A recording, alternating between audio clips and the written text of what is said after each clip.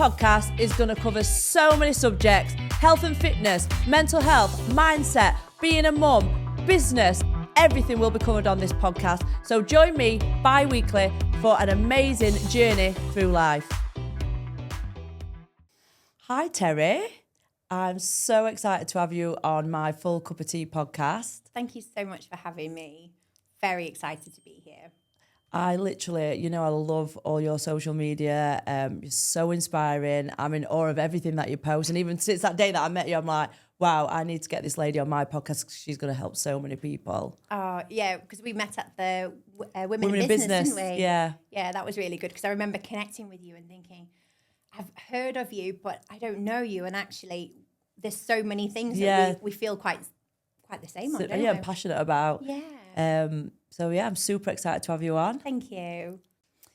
So we all have a set of values. A value is as unique as your fingerprint. So you have your values, I have mine, and we might connect in a certain way because we share similar things. So I know you love to help people, I love to help people, and that kind of works together. So that's where we connect, why we probably connected at the Women in Business. Yeah.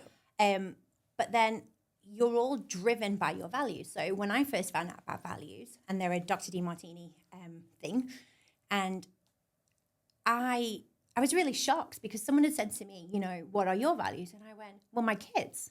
And they said, no, your kids aren't your house. I was like, absolutely are. I've got 3 kids. Of course they are.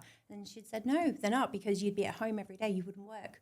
And at that point, I was a school teacher. And I was dedicating my days, my life to everybody else's kids. So she's absolutely right. But going back to your values are what drives your life. So your whole life is driven by these. And there will be times in your life that you've kind of built up to this moment. So your life's been giving clues all the way through. So what you do now, there's been elements of that through your life. Your life had to happen for you to be where you are today. Yeah.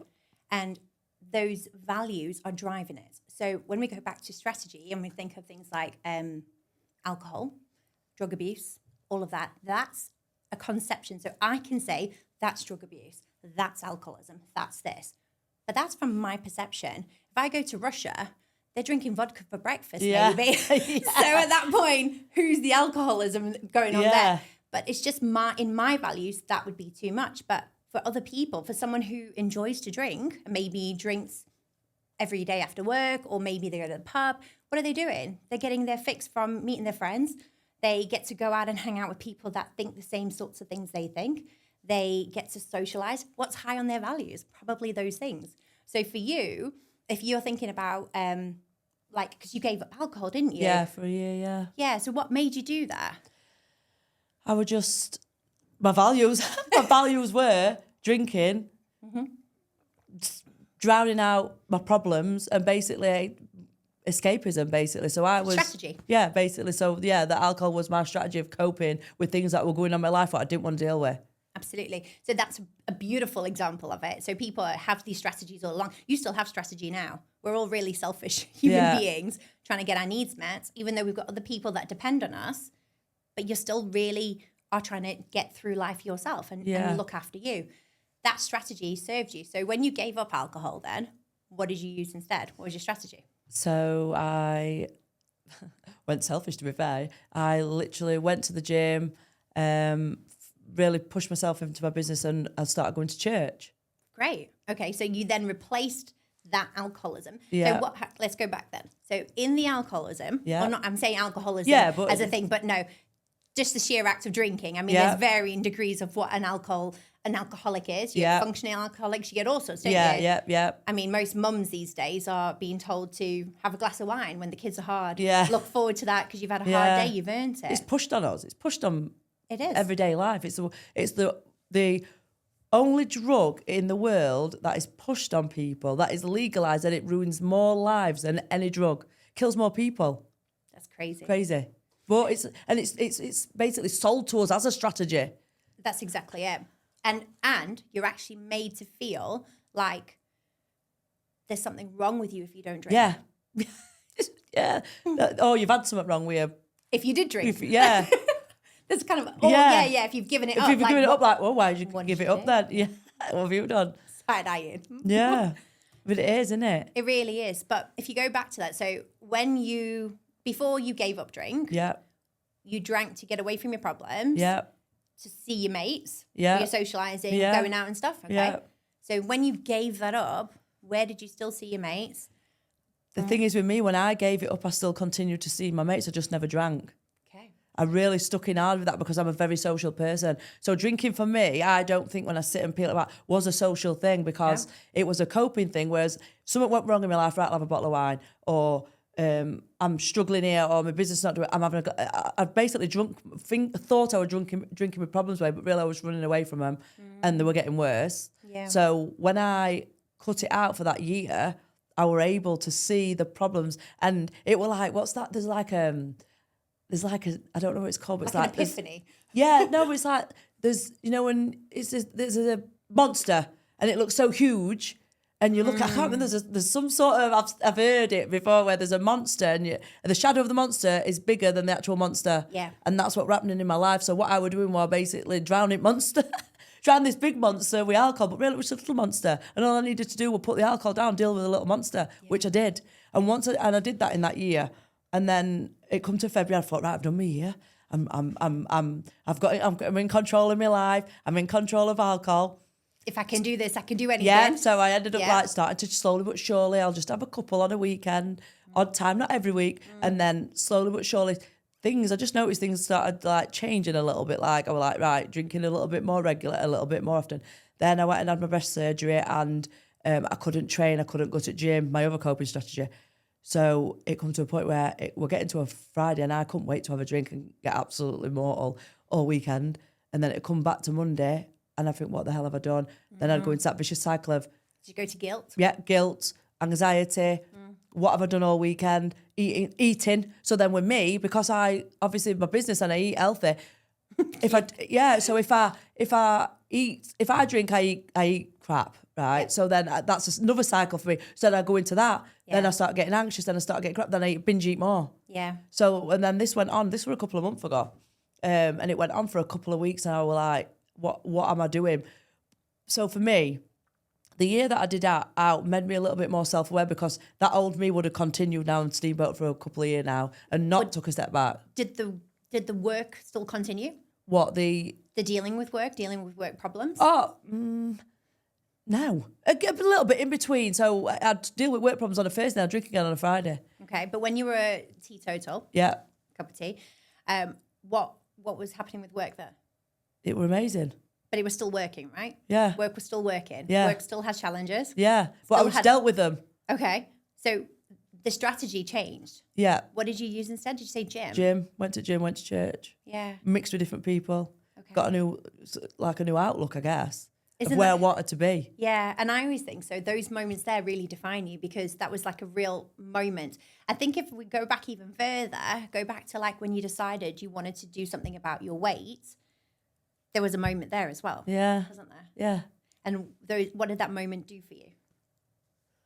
Changed my life. Changed my life. Like, that's why I'm sat here now, basically. Yeah.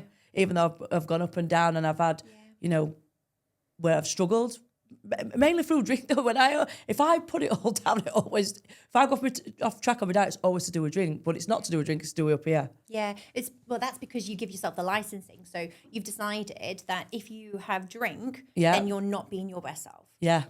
And if you are eating well and gymming, you are your best Yeah. self. So guess what? So right here in the middle, Yeah. this is you. Yeah. This is authentically you. And when you're here, you just feel love, inspiration, Yeah. or you're inspired, you're grateful, and you sit there and that's authentically you. Yeah. However, when you drink, you shove yourself down here. Yeah. And up there is all the should have done.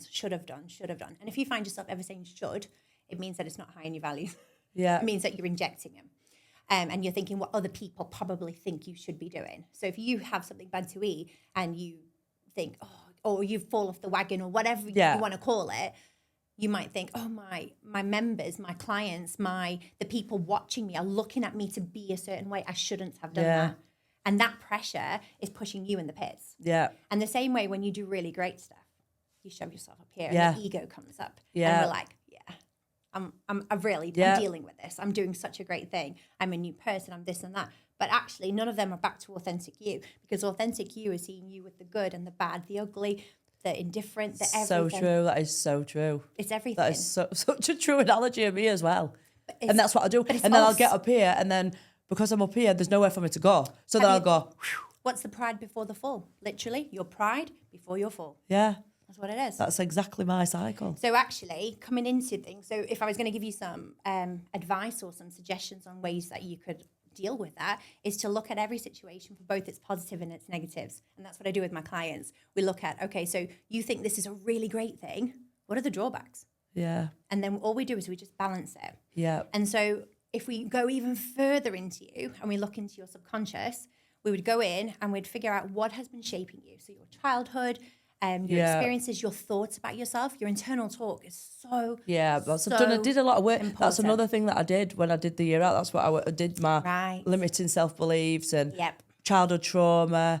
And a lot of people don't understand that as adults, a lot of the decisions we make are from that inner child, from whatever you've been taught as a child. And this is what I did a lot of work on for that year. And even though sometimes my inner child takes over, and I know it does, I am working on her, but that inner child is the one that I feel like is sometimes, I think that's when I'm down here, that's when that inner child seems to take over for a little while. And then I have to sort of do some more self-work, and it's constant healing, constant self-work. Well, you just highlighted it why you go down there. Go on. Because you've got work to do. Yeah. So the minute you go down there, what do? So there's even a positive. There is actually, There is. You see, so I do actually say that to myself, actually, because I've been saying this to people I've been speaking to. So I might go and in my head, go off track, drink on a weekend, eating. But for me to be able to do that, it pushes me back up. Yeah, it does.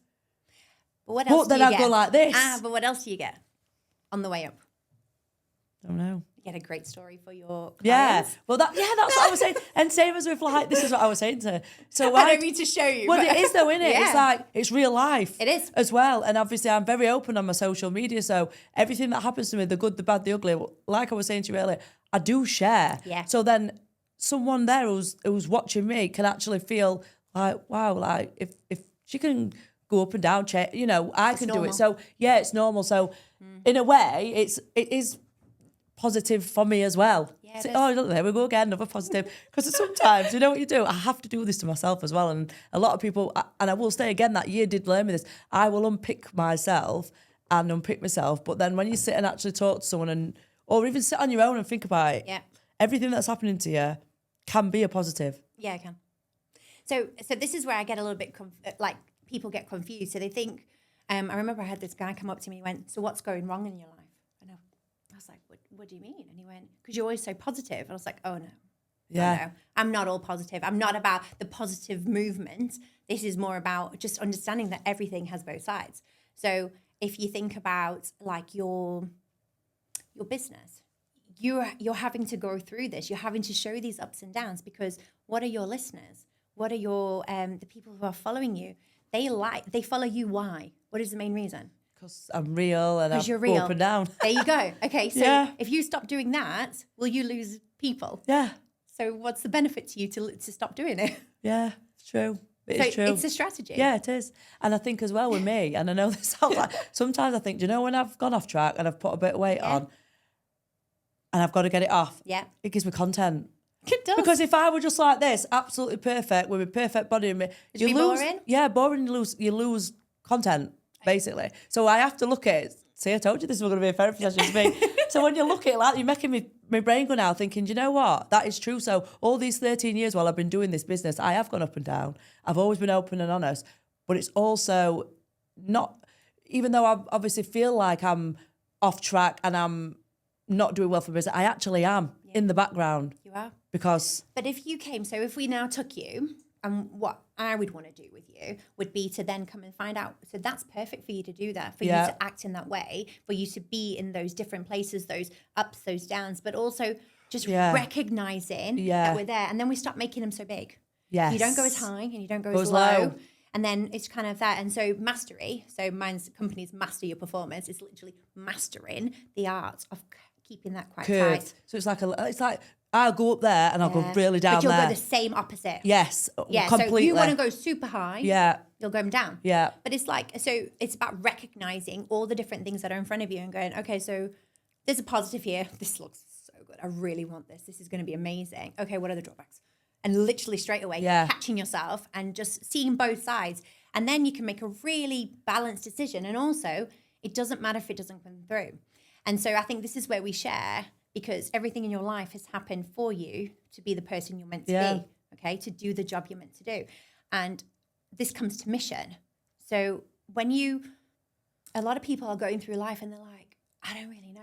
I've finished school, so I've gone into work. I'm doing this, I'm doing that. But they don't feel a love for it. They're ready for Friday. They're drinking because it's the weekend and I deserve it. But actually, if you were doing something that you're really inspired by, that you really find speaks to your soul, like it's you, authentically you, then you wouldn't feel those, I need to get to Friday. Oh my gosh, Monday is here. All of those things. Now, if we go to my journey, I came from a lot of self-worth issues. So I was along the lines of, I needed everybody else to tell me I was doing a good job because I wasn't validating me. I needed somebody else. And then when they didn't, I must have been bad. Always back to me. And so that kind of started my journey. And so as I went through, when I started with the DeMartini method, and that's really about dissolving those judgments. When you think about you, so imagine you like this, and this is all you, and this is all you've ever been. So your energy, you're created, your energy as you're born. And then as you go through life, you're still the same energy. You can't destroy it. You can't create it. That's just science.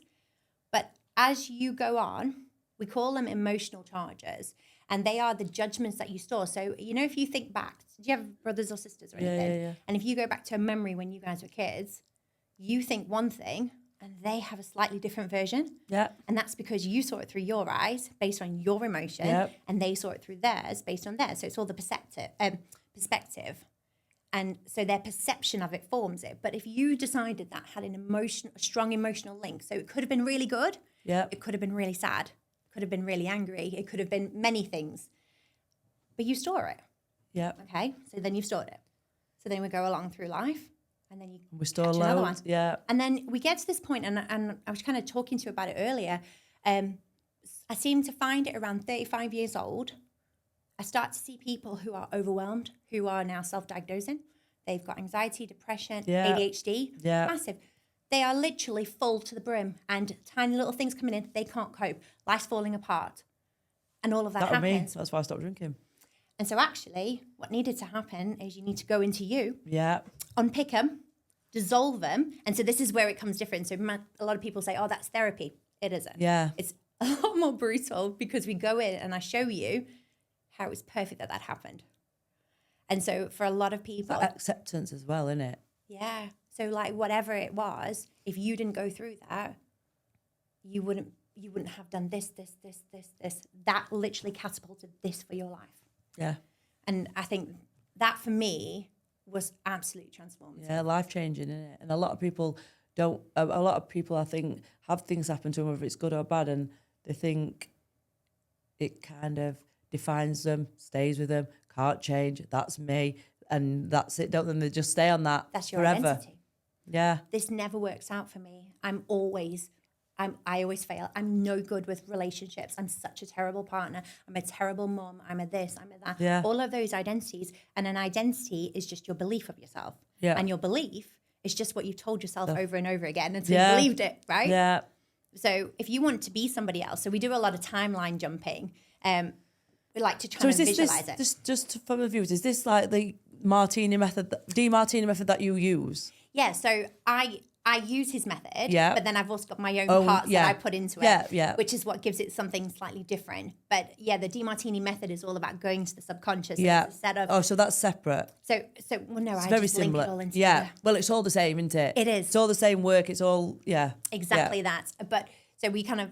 The going in subconscious is literally a method that he devised and it's been proven and it has results from the very first time you do it. It is the most amazing thing because I remember the first time it happened for me, you literally feel like some people say a tear of gratitude, but I felt like my whole, like I could breathe again, like my chest like opened up and I was like, oh. And then I just felt like, wow, like I can't believe I didn't see that before. And it was that moment. And that the people, so like we're intertwined with people around us. And as So you're intertwined with them. They're serving a role for you. Yeah. And doing something in particular. So like for me, who has gone on to be a coach, but actually have been kind of coaching people my whole life, because I was with my friends when we were having babies. I was the one, they nicknamed me the Oracle, because I had to know all the stuff to try and support them in my perception. But then if I think into my brothers, they've had to deal with me. So even when they're having challenges there, I'd be the one to try and step in. So I've been practicing this whole thing. So your life's leaving clues. Yeah. And then, so that's pretty cool. But when you go into the subconscious and you start dissolving those, you start to see actually how you are enough and how you are perfect just as you are. You are literally the perfect person for your mission. For your mission, yeah. The perfect body, the perfect voice, the perfect outlook, the perfect mother for your kids. Some people who have like anxiety around that, I like go, well, I'm not the perfect mother for them. I'm the perfect mom for my kids. Yeah. Like, they get exactly what they're meant to get from me. Yeah. And if I decided to change something or do something different, there was a benefit for me doing that and a drawback. There was both. Yeah. So we can look at all kinds of things. So when I left my job and decided to go on to this, there was benefits and drawbacks. But obviously, it's about understanding both. There was even benefits and drawbacks to my kids. I remember one time my daughter said, could you just stop? I don't care what the benefit was. I don't care. I just want to be grumpy. I was like... You're unpicking it. Yeah, I mean, she's 11 years old. Yeah.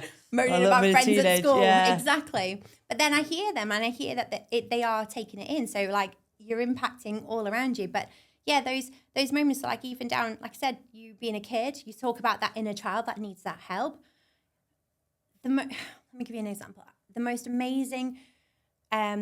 one of the most amazing transformations that I've seen is somebody who held on a lot about their mum, particularly, and about how their mother acted with them, and that she wished it would have been different. She really did. She wished it could be different, and she didn't want her children to go through this now with her. So she was like really adamant this was a bad thing. And then we looked at it and I was like, okay, so what did you get out of it? And they were like, well, I had to be very independent because she wasn't there. I had to look after myself. I had to do this. I became really creative. I used to make these things. I did this. Okay. And literally just stacking them up. I said, okay, I'm going to give you a different one. I'm going to take your mum. I'm going to wave a magic wand. She's now the perfect mum that you thought she should be. What do you miss out on? And it's like, yeah. Oh my God. I wouldn't have the business I'm running now. Because the thing where my sort of target audience is, I'm working with people that are wanting to run massive businesses who have a vision of where they want to go, but they're holding themselves back. Yeah, that's me. I still do that now. Everything what you took, like, do you know what? There's one thing that I've learned a little bit about that. I never feel guilty about any of the things that I've done as a mum. Like with like my oldest daughter and my kids, I just think that's going to shape them. I had a conversation with a mate in car on my way home from gym. She went, oh, like, she's always dragging herself down. Mm-hmm. Literally, I'm the one who was bringing her back up. I'm taking her to gym. She's like, confidence through the roof now, but she's always dragging herself down. And I said, right then. And I just did what you just did about like, because she wrote about like mum and being one of three and exactly what you've just said. And I kind of unpicked it for her, like you just said. We are actually knowing I've just done that. I did it for her. And like on about a kid, and they were like, but your kids are amazing children. I said, everything what you've done, good or bad in front of them, will shape them as adults. Absolutely. And this is what I never, and I said to her, that's one thing I don't feel guilty about. I've made a lot of decisions that probably I'm not going to say bad, because I'm going to say in other people's eyes, now I've spoke to you, in other people's eyes might be bad in their perspective, but it's made me the person I am. Yep. And if my kids have been there along the way, it's going to make them who they are. And I can take credit from that. Like with my oldest daughter, she's very much like driven. You know, she wants to do well. Just things like that. And I think that's because she's had that there. You know, she's seen the good, bad. She's seen me be up here, super businesswoman. She's also seen me down here as well, but she's also seen me get back up. You know, though, when you look at that, so like even for children watching, and if they watch their parent not perfect. Yeah. Like not the perfect. What are you doing? Well, all of a sudden you're showing that child that it's okay to not be perfect. Yeah. I mean, these people who are striving to be the best person, the best mother, we give our children organic food. Yeah. We do this, we do that. Crafts every day. And you know what? Great for them. If that's in their value system and that's what's working for them, great. But when you mess up, because you will, because you're Yeah. human. Yeah. We don't have to hide that. We can just be really honest about it, because actually for that child, we had like almost a pandemic as such a few years ago with a lot of university students. So children coming out of school, going to university, and I'd probably argue there's still an element of that now, except COVID kind of has tainted it a bit. But they went to university and they were failing and they didn't know how to cope, and resilience was ultimately on the floor. There was no sort of strategies that they'd created, because their whole way through their lives, they've always done great. Yeah. No traumas, no adversities, no this, no that. And I say trauma loosely because I don't really believe in trauma.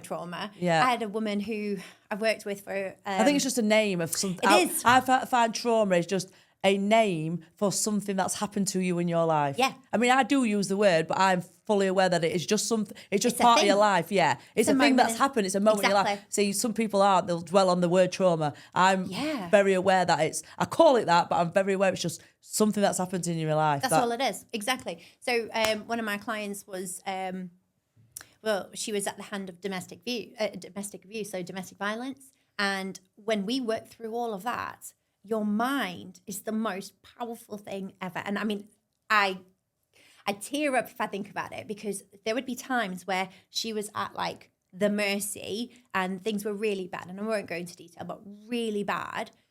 And she remembers turning over. So as much as this feels really chaotic here, and she turned over and she was like, wow, look how pretty those flowers look.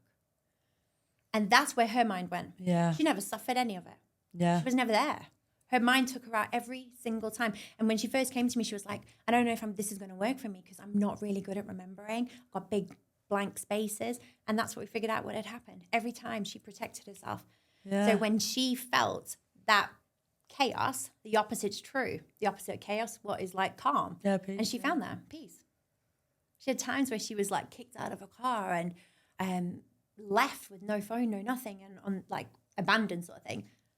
Did she feel scared? No. It was just calm and serene. And she was like, wow, this is really nice around here. And then she said, I don't know why I thought that. I was like, well, because you were protecting you.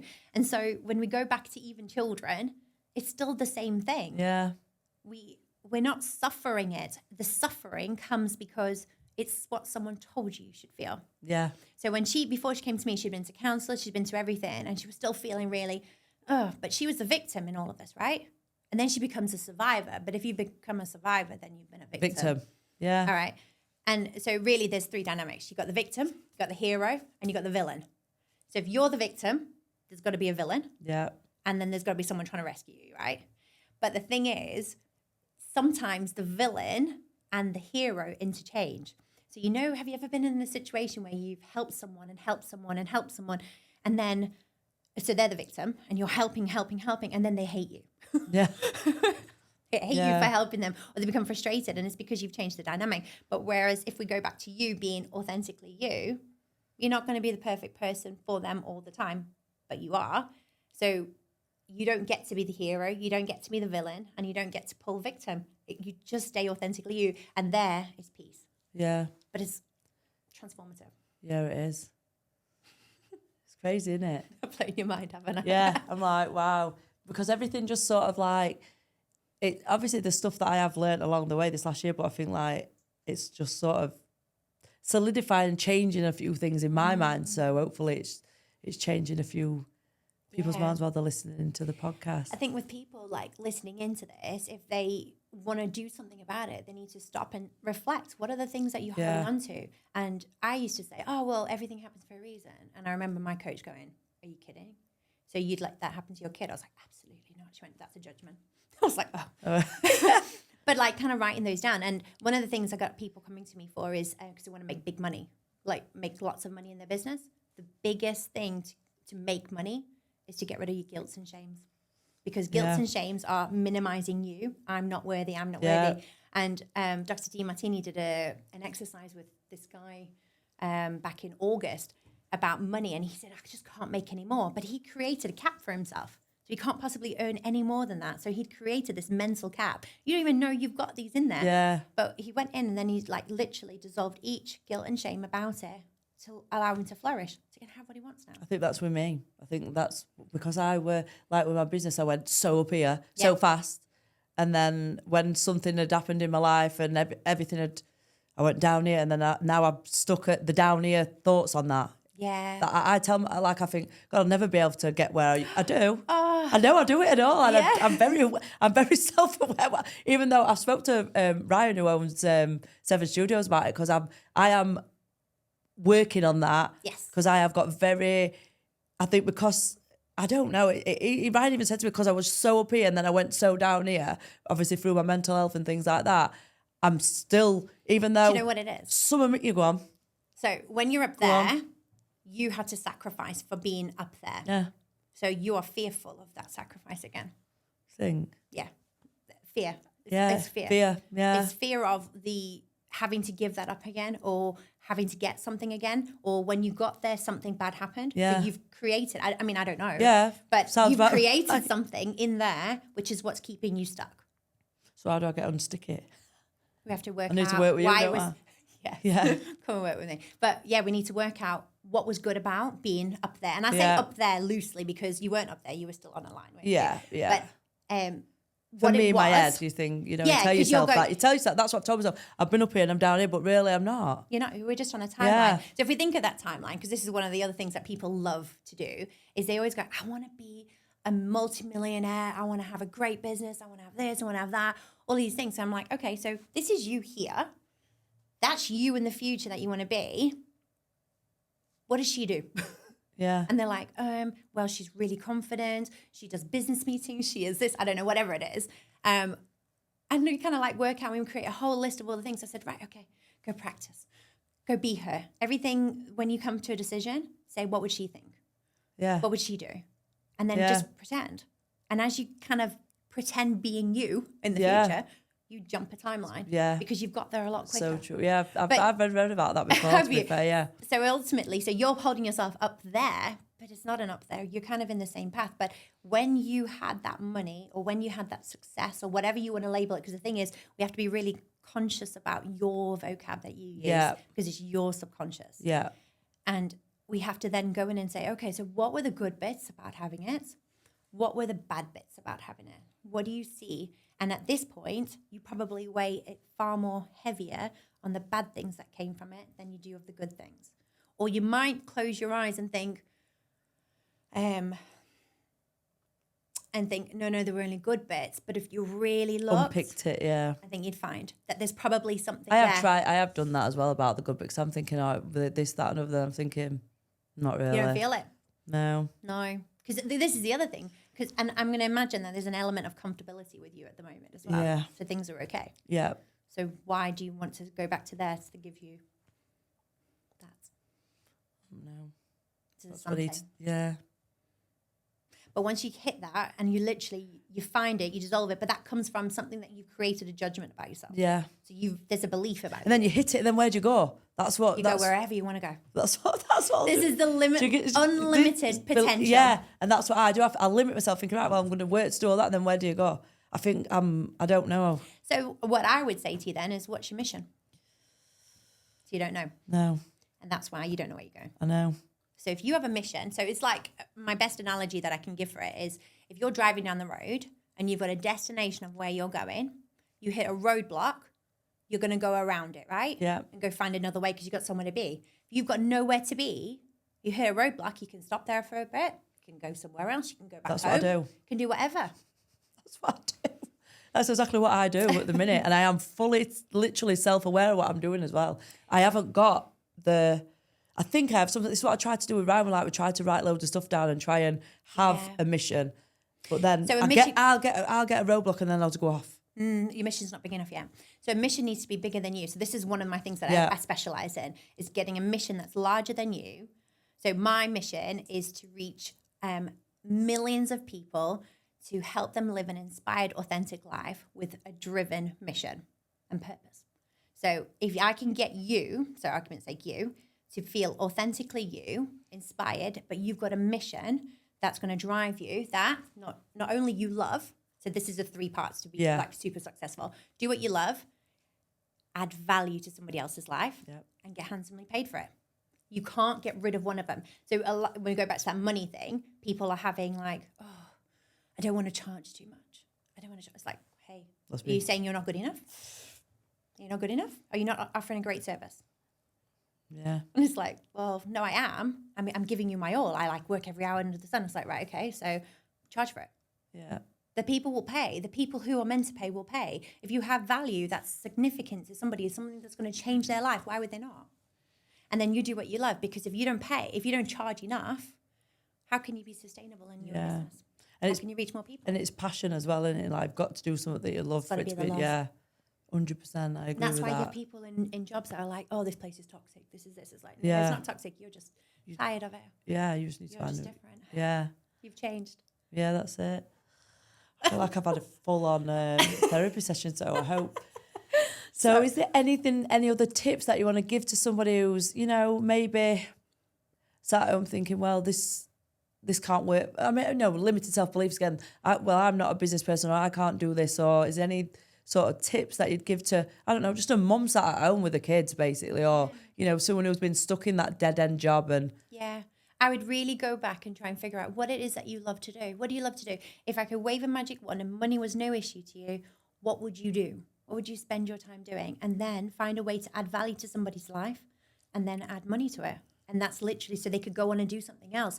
If you think of Sarah, the woman from Dragon's Den. yeah, I know what you mean. The blonde hair. Yeah. She started a craft business. She then went on QVC, now she's on Dragon's Den, and she's doing stuff all over the place. Your dream is your dream, Yeah. but it can only become a reality if you put some action behind it. So figure out what it is that you would love to do, that you can add value to someone else's life, and then get paid for it. And if you can find that part, that will be like in terms of work-wise. Everybody has those values. Just that doesn't mean that everybody's an entrepreneur. Yeah. Some people would just love to be under somebody else with them taking those decisions. Some people love to be like a PA, like working for someone and organizing their life. A lot of people get a lot of benefit. Delegate the stuff you don't want to do and do the stuff that you love to do, and you will only propel forward faster. In terms of people who feel stuck in themselves, in terms of like a self-identity, I would start to look at what is it that you're holding against yourself? Yeah. Why was it perfect it happened? Yeah. And that's what I would start to look at. Yeah. Because you start to feel a bit better about Right, you. so, yeah, you do. I think a lot of people aren't like I weren't anyway until I obviously took that year out to actually start doing that, and it's work in progress still. Yeah. But like a lot of people don't take that time to unpick things. They just We this mask is how we and am. we move on. Mask and move on. Yeah, well, me sweep it on the carpet or put it in. I used to just. I mean, when I went to therapy, it was quite a good analogy of it. She just said, all you've done all your life is not deal with your things. People think you're this strong, independent woman. All you've done, this is how she described it. If you've put it in a box, you put a lid on it. You put it back in box. She called it I won't swear, but ethic box, basically. Yeah, put it in box, and then you've got to this age just for like a few years ago, and this box is full, and it's exploding. And that's why I went, like, obviously. This is kind of like the same thing Yeah, with the energy. that's what I was saying about your energy. She called it a box. Yeah, Obviously, absolutely. it's energy, but I prefer the She's energy. right. So I prefer your analogy of it than the box now. I'm going to call it energy now, but that's how she described it. She said, and then obviously I got to I'm 41 now, so probably about 37, 37. Going forward. Yeah, 37, 38, and that's when this box or this energy were like literally full. Yeah. And that's when obviously I knew I needed to make some change, but I didn't make the changes straight away. Instead, what I chose to do was mask it with alcohol and have a drink. Yeah. Did a great thing, didn't it? Yeah. Did it get you? Did you have to deal with it? What do you mean? Your problems at the time? No. Great. Well done. So you. then now I'm dealing with it. Yeah. And then there's other benefits that come out of this. Yeah. And drawbacks. Yeah. Because you're now having other parts that you don't do because you don't. Yeah. So you've just got to, I think it's just about weighing up everything into it, I guess, like you're saying, like, make sure, don't be too hard on yourself. Like, I'm so hard on myself because I think, why have I just started drinking 3 weeks in a row when you did that year? And I tell myself that. And then that makes me spiral even more because then I start having... We'll go for another one then. Go on. So when you hold yourself and you go, why did I do that? I'm so rubbish. I'm so this. I'm so that. You do the opposite as well. So where in your life, in that similar area, are you bigging yourself up? Probably nowhere at the minute now. I'm trying. No, there is. Probably gym. Gym? Do you feel really Exercising, good? Are you like, go me? Yeah, absolutely, mate. Going 7 days a week. Yeah. You're swimming now as well, aren't Yeah, you? I've started Oh, yeah, swimming. so you're like really, really busting out. I know I saw yours and I went, I really need to do more. And I was like, I'm not comparing. Yeah, so I do. I guess like it's just So if you not minimize yourself, but kind of just brought yourself back to an authentic self for the gym, you would naturally bring the other one up as well. Yeah. It's just about seeing and going, okay, so I used to say I'd like body conscious, like really worried about what I look like and what people would think of me. That was always like a thing. But I would stand in the mirror and I'd be like, oh, gosh, none of these clothes look nice or da-da-da-da-da. Where was I doing the opposite? Well, I was looking at something else on me and I was like, oh, I really like how that looks today. And you do both. Yeah. Life exists with both. You don't have this perfect self, but yet you are perfect. Yeah. If you just accept you. Accept you, yeah. And accept the things that you do as well. Because a lot of time we beat ourselves up about it, don't we? Yeah. One thing that could be really interesting for your viewers, because obviously your diet and healthy eating and stuff, and a lot of people struggle to make the connection. They go, I should do this. I'm a bad person because I'm eating all this bad food, or I'm this and that. So they're in a battle with themselves. But if they can figure out how they link this action of healthy eating, what is the benefit to healthy eating? Well, longevity, more time with my kids, I can run upstairs, I can do this, I can do whatever the benefits are, but link that into their highest value. So say their highest value is marketing. Yeah. So something totally unrelated, right? So they love to do marketing. They love everything about marketing. And they are just eating rubbish at the weekend because it's a strategy, because they don't have to really think about cooking. They can just have what they want. Happy days, right? Yep. That expands into the week. We know the people. Yep. Absolutely. But if you then take, okay, so what are the benefits? If I do this, what are my benefits? Well, I'm going to give up some time. My whole week will be planned for food. That's giving me more time to focus on my marketing. Yeah. If I do this, then I will be able to feel fitter under camera, or I'll be able to do this. And it's literally about creating the links. And the more links you do, and I tell and it would bring them together. Well, I tell clients, write 100 reasons why this would be of benefit to you. And they're like, 100 reasons, like, do it. Because what you're doing is you're like changing the synapses, you're changing the connections you formed. That makes loads of sense with people like with obviously the healthy eating. All they do is think of basically the negatives or why they I need to do this because I've got to do that. Whereas if they, makes loads of sense. You need to just change the dynamic rather than it being a thing of awful. And the same way you like we said about you with the drinking, and then we said, okay, so it went to gym. You replaced the strategy. Yeah. So put the strategy in. Otherwise, you're going to replace it with healthy eating, but you don't love the healthy eating. Yeah. So why would you continue to do it? Yeah. So find something that you love in there and what you love doing, which is where you found the gym. Yeah. Yeah. That's it. See, I like cooking. So, so with my healthy eating, I love cooking. So I'll on a weekend, when obviously there's only me and kids, so I'll cook Monday to Thursday and we'll have something really healthy because I enjoy cooking. Yeah. So then I enjoy sharing my recipes and what I've cooked on social media. So it is true. It does work hand in hand. Yeah. Find something that you really love. And that benefits your business. Yeah, exactly. Like me going to the gym benefits my business. I ran about that to my friend yesterday. Like me going to the gym and me, because it is quite difficult sometimes because I am the product.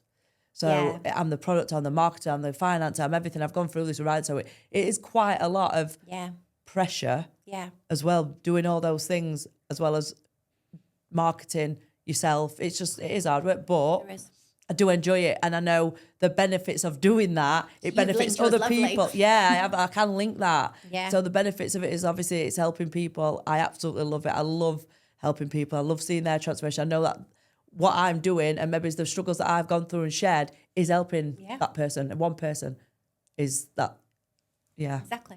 So I guess I am interlinking it in me. You are. Without even knowing. Do you know what but this is the thing, we're doing it. Like I said, your life's been gearing you up for this. Yeah. And you didn't know. No. Imagine if it's been this good so far, what the future will have. Yeah, definitely. We never do really that. We never look, do we? But it's really awesome. I really loved it today. And then, let me give you one last bit. So you've never made a mistake in your life? No, loads. No, you haven't. Oh, so is that what you tell yourself? Yeah, never. It's not a mistake. So you reword it. Yeah. If we say mistake, then you've made a failure. Have you failed? No. No. Just each of those moments set you up for the next part. So we all it's what we're conditioned to say, though, isn't it? We've made a mistake, we've failed, but that's how we sit, and then that then has a negative impact of makes sense. So rather looking at that, but then what I'm going to show you there is then to take. There's no fear for the future then because you've never made a mistake. Yeah. You can do anything. Yeah. We limit ourselves. You know, when you sit and think about it and speak to that, we do limit ourselves so much with those sort of, it's ingrained into us. Yeah, absolutely. Isn't it, from being young and how we're brought up and even in schools and stuff. Yes, massively so. It's they should have more, I always think like they should have more like lessons like this for children. This is what I used to do with my class though. Did you? Yeah, so when I was working, I like without knowing the work, I would end up doing things like that about figuring out, okay, so we didn't get this right, this didn't work, but what we're going to use to help us get there. And there's a theorist called Rosenshine, and he talks about, you know, learning through failures. And the element is there, but children, I know there's quite a few good things that are happening, but it's not fully entrenched yet because we still have such high expectations, probably from a government level, on the healthcare, on the education system, to be a certain thing, like to have our English, our maths, our this and that, and the other stuff falls to the side. If you think about PE, so physical education, I was a lead for that for a few years, and the fact that got shoved to the side so many times because, we've got this maths coming up, or we've got SATs in, so the year sixes, they can't come out because they've got SATs practice. Yeah. It's like all of this crazy stuff. But actually, if we like worked on mindset and understanding how they are perfect individuals. Yeah. I did like a podcast with Hannah here, and she's really, really stuck on that. It's really good. Yeah. But we're just little people trying to change little things. And as I think with our platforms and things like that, that's the good side of social media. I think that if you can reach people and, you know, change one person. This is why I do these podcasts. Like, these podcasts are just, they don't benefit me. They do actually, people like you. Most people, in fact, everybody does benefit more that's coming in because they've learnt me new things and learnt me things about myself, and I've learnt about other things. So I do benefit from that way. But my passion for this podcast is more about helping and reaching other people from the guests that I have on it. But I've absolutely loved having you on today. I've loved having I definitely need to book in for some sessions. I feel like I need like more work. I'm self-aware that I need the work. I think I just need to put my... Yeah. Be really interesting to see what your mission could be, first of all, and also where you want to go. I think that's definitely what I need to do, because I don't really do that. But yeah, that's a separate conversation after this podcast. But thank you so much. I've absolutely loved it. I have. I really enjoyed it, and I've finished my cup of tea. Yeah. Thank you. Thanks so much.